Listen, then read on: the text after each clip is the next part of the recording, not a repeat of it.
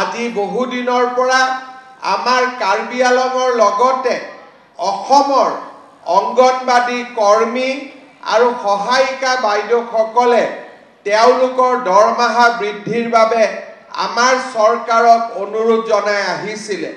মই আপোনালোকক ক'ব খুজিছোঁ অহা 1 অক্টোবৰৰ পৰা আমি আপোনালোকৰ দৰমহাও বৃদ্ধি কৰিম আৰু লগতে আপোনালোকক এটা এককালীন সাহায্যও আমি আগবঢ়াম।